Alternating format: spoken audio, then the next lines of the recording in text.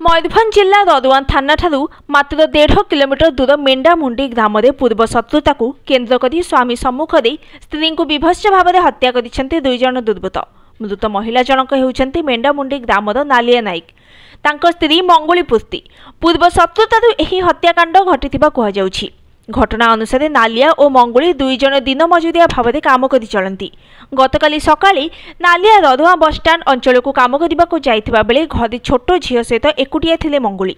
दिन पाखापाखि 11टा समय से ग्रामर 3 ରୁ 4 जन युवक तांको जीवन मारी देबाको धमक चमक देवा सहित अश्लील भाषा गाड़ीगुलस कर पकाइथिले।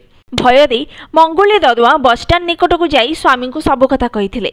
परे स्वामी स्त्री दुहे फेरी आसी खाई पी घरे सोई जाइथिले। राति प्राय 9टा समय पुणी से युवक मैंने आसी कबाट बाड़ी।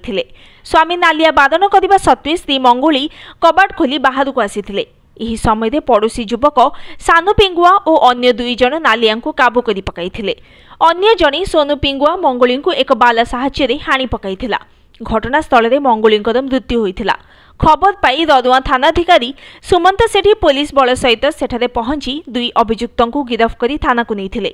उभयों को कोर्ट चालान कर एसडीपीओ सुब्रत कुमार सांबादिक सम्मेलन में सूचना दी। Bureau report news today.